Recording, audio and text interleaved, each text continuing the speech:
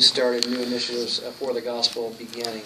And I think, honestly, we have not talked about that enough in the church, so that we're not seeing the movement of the church outward as much as we would if we actually believed that God still is doing that through His local church. Just because somebody hijacks something don't mean you ignore it. Well, pastor's only once in the New Testament, just so it's clear. So how do you go about exactly equipping the people in missional communities to see that gift, to function in that gift, and then to use that gift and then build a missional community and ultimately build the church as a whole? We are just, in Soma, Tacoma, we're just realizing we haven't done a very good job of that. And it would seem that we were led strongly by apostolic evangelist teachers, and we were weak in shepherd and prophetic. And so we've grown more recently in a lot more of the shepherding. But we didn't realize we needed to actually figure out how to help others figure out how they could equip the body more effectively. So it's requiring some systems that we need to build that we didn't have in place, and we're working on them right now. So. The shepherding model that we kind of look at our lens through is from Timothy. I can't remember his last name, but know, lead, feed, protect. So our group leaders are expected, and we're expected to know our people. And those things will start to surface. And then the same thing as Jeff just said, we just came to the realization that we're very strong apostolically, evangelistically, prophetically, not really in shepherding. And so we're just now starting to step back and say, how do we cultivate that on our broader team, and how do we cultivate that through our groups as well? So we're at the cusp of dealing with that very question. You tend to equip and attract in accordance with who you put in leadership. That's exactly right. So it just happened to be that I'm more apostolic evangelist, so that's what we got a lot of. Attracted a bunch of them. Yeah. Yes, sir. Okay, a couple of quick questions. Kind of piggyback on him, we were talking about geography. Like, what happens when you're in a context where like you don't have defined neighborhoods? Like, I'm in Tulsa, Oklahoma, and so you don't have like a Decatur or a Grand Park. You know, people don't define it like that. I always say it's people or place, and a lot of times it's great if you can, once you know people, you figure out the place. Yeah. But sometimes it's the place, then you get to know the people. But there's always faces and names. You got to get faces and names. And you know that you've got an identified people group when you could actually define how the rhythms of your life on a daily, weekly, monthly, yearly basis would be activated. Because you know, if we were going to reach those people, we'd have to hang out here, eat here, spend time in this rhythm. If it's college students, we know there's a seasonal rhythm to their life. So if you can't define a rhythm of mission, then you probably haven't defined a people group yet. Yeah. So I'm not concerned as much as is there a neighborhood you can define as much as is there a people that you can walk in rhythm of life with? I was in Portland. Portland does have neighborhoods, but I was trying to counsel a guy, and he said, we're trying to reach all the young professionals, in downtown Portland, and they're down there all day long, of course. And he said, but they live all over the city. And so how do we reach them? And I said, well, tell me what are the rhythms of professionals in Portland? Yeah. And he goes, well, they work this many hours, and we're going for this particular group of professionals that work in this part of the city. I said, great. Where do they eat lunch? Here. Okay, what do they do after work? Usually go to these couple bars. I said, okay, so you're eating lunch there, you're going to those bars there. Okay, what else do you do? Well, we want to get them out serving, but I said, well, are there any hot topic ideas in the city of Portland, because it's big into social justice, sex trafficking, a few others. Okay, why don't you identify one of those that maybe you could begin to mobilize those young professionals on to together, so that you'll get time in another context and get to show them what the kingdom of God looks like breaking in. That's that servant identity. Yeah. And so now you're in the rhythm of their life. You're pulling them into something that they're passionate about, but they didn't do it with gospel motivation.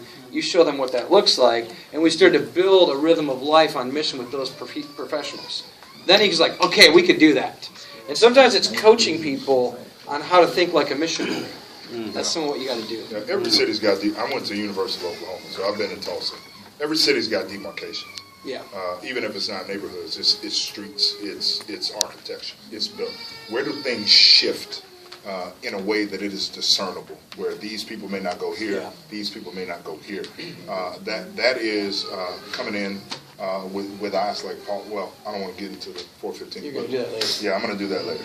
So, but that is being able to see who you're trying to reach.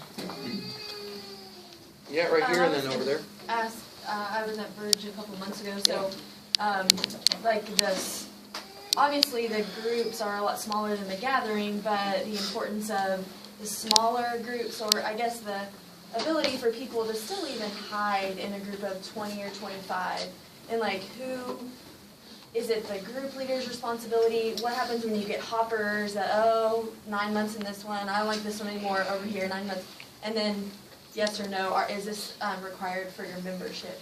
Yes. The group. Yes for the last question. Yes for the last question. It is required for to be a part of Soma. We'd say it to be a part of their church. He'd say it, absolutely. In terms of hoppers, that's where you want to have your leaders talking to one another, interacting and being aware of where did that person go. Yeah. Like if someone leaves our group, we're going to ask like, where are they? Yeah. You know, and especially that's the nice thing about the gathering. If you see them at the gathering, you're like, hey, where you been? I'm a part of this other group. Oh, wait a minute, we got to talk about that. Yeah. The whole Is idea. it always you get in this one, you stay forever, or? I mean, here's the deal. How are you defining the group? We define groups as family. You don't jump out of your family and jump back in again. You don't jump out of your family and go try a new family. But I guess if someone moved across the city, that would be a tangible reason. Well, that's a tangible reason. Yeah. Okay. He was in my group. We want to send people out regularly to start new works or to join a new work if they can't be very engaged in the mission that we're a part of. So sometimes we'll have people join and go, learn from us for a year to get initiated into what our church is like, and then we'll help you figure out what's the best mission for you to be a part of. And so I've had people commute into my group for a season so they can get it and then send them out to other groups. Yeah. But it's very intentional. Like, I literally had a night where I said, hey, in a month, a bunch of you are leaving. There's a few people who want to lead new works, so here's who they are. If you want to meet with them over the next couple of weeks, please do, because some of you are going to go with them. Yeah. And then I actually took a night and said, okay, you guys go into that room, you guys go into that room, I'll stay in this room. Who wants to go with who next? And this is what their mission's going to be. And then they just went up in those groups and they started new work. Yeah. So, Do either of you require in those groups the 2 or 3 accountability, or the LTG? I think that's what it was at Verge. yeah, we call them DNA groups. Yeah, we call them DNA groups. Okay, and that's the small. Yeah, and here's the deal. This is a difference. I won't draw it out, but this is the difference in a silo and an ecosystem. Okay, most churches do ministry in silos. So children's church has its own branding, its own people, its own everything. Youth has its own branding, its own people, its own everything. And the whole church is broken into silos. When you have an ecosystem, everything depends on everything else. Okay, that's how nature works. Plants purify the air so we can breathe it. And that's how we see discipleship. That's how we see gathering in groups, going back even to your question. This is not a siloed part of our ministry. You got to hear that. This is not small groups. This is not something we do in addition to everything else that we're doing in the church.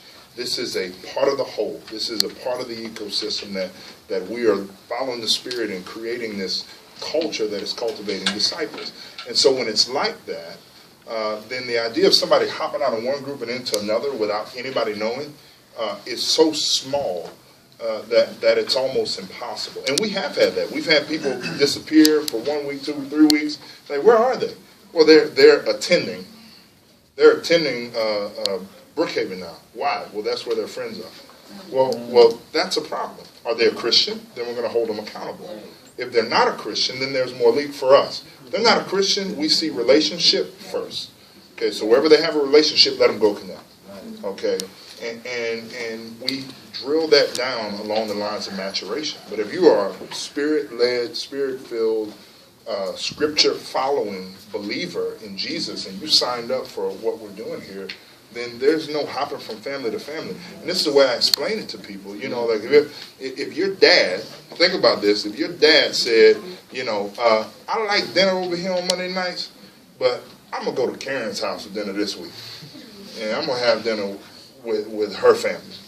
And her husband is going to come over here. And we're going to swap families for a little while. And I mean, in my family, that's how a man end up stanky, aka dead.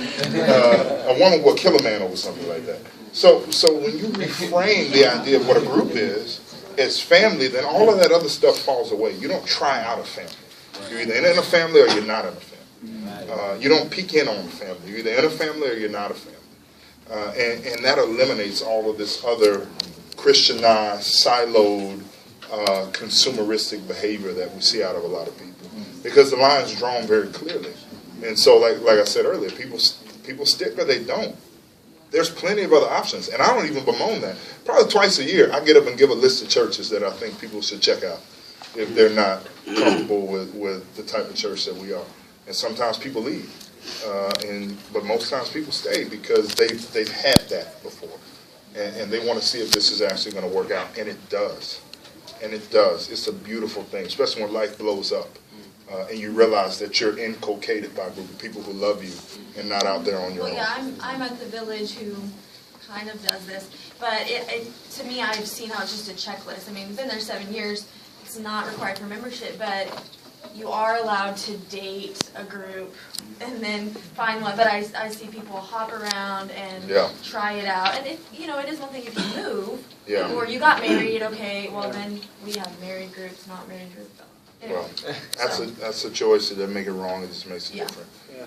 We feel like this is the best. I've just seen it become a checklist where because we don't have the required DNA or smaller, that people show up but are still just not being transparent and okay, I did my group. Yeah, and I want to make sure we get to answer it before we end, but I want to say one other thing with that. It's the difference between the groups being a program of the church and the groups being the way you live as principle. Church. Yeah. So like we don't have a bunch of women's ministry events and men's ministry events, and like men and women get ministered to in the group. We might do special things here and there, but it's not the norm to pull them out. Yeah. So then there was one back here, and then we have to end. Last one, we got wrap it. Sorry, and we'll hang out a bit if you guys want to talk.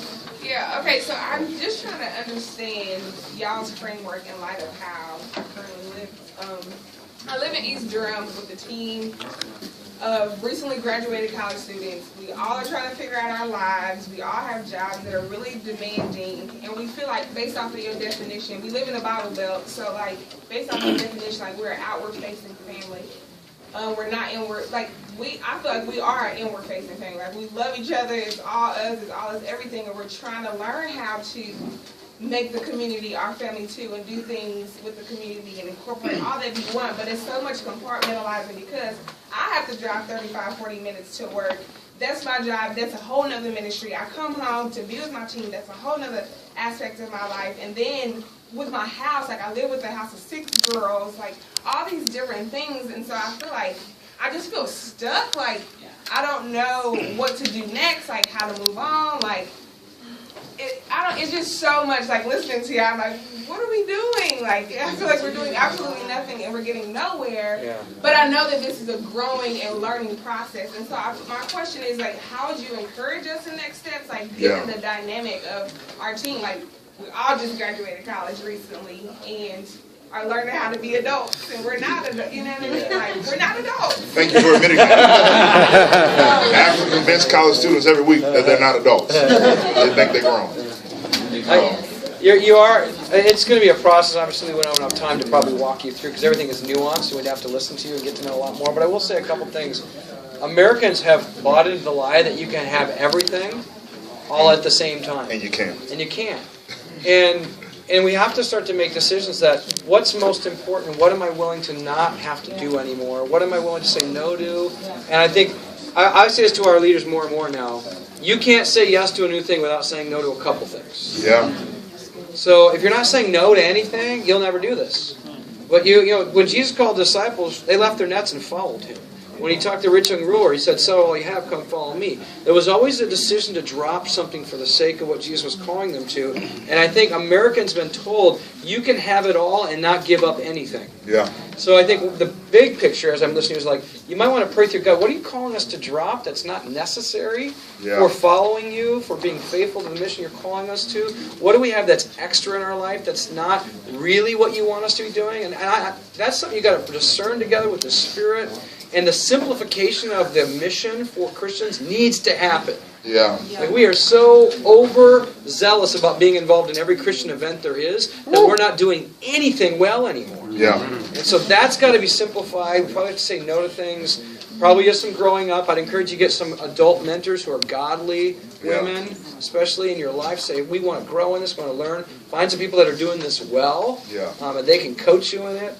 The GCMcollective.org is a collective of people who are talking about how to do this well in major cities. We want to help as Soma. You know, maybe we'll hang out a little bit later and talk to more. But those are some things that come to my mind. And let me add one statement to that to close. And this is what I tell our church all the time.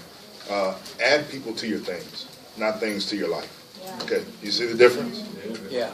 Add people to your things. So if you're feeling overstretched, it's because you're probably trying to add more things to your life. What are you already doing where people can be brought into the rhythm of your life? Yeah. Add people to your things. So for me, I work out. So instead of trying to start a new men's group, because I wanted to intentionally disciple these guys last fall, I just invited them to work out with me. Yes. Now, did that cost me a little bit on my workout? Yeah, because they was crying and whining and rolling around on the floor. Now that's discipleship. I'm gonna embarrass them a little bit. Like Lecrae couldn't do all the push-ups. They could do all push-ups. So I didn't have time. I didn't have time to add one more block of time to invest in another group of people.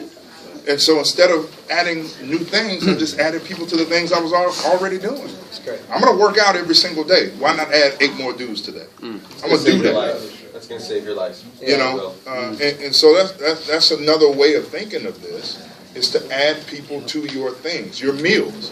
Unless you're not eating and something's wrong with you, then invite them to eat with you. It's just such an easy transition to say, I'm never going to eat another meal alone. I'm not going to do that, unless I absolutely need some me time. Maybe you need that, get your little mani-pedi, whatever you got to do. But the bottom line is, I rarely eat by myself, even during my work day. I don't eat breakfast by myself. I don't eat lunch by myself. And a few times a week, me and my wife and my family, we don't eat dinner by ourselves. This is in addition to the gathering we do with our city group. We don't do meals alone. I don't have to add another event. I got to eat, you got to eat. Let's eat together. I'm going to work out. You need to work out. Let's work out together. and so you begin to add people to your things. That's all, man. That's really key, because don't add more work. Do what you already do with gospel intentionality and bring people into it. Yeah. That's discipleship at its core, I would say. Yeah. So, Thanks, guys. Yeah. 3 things. Fill out your evaluation forms.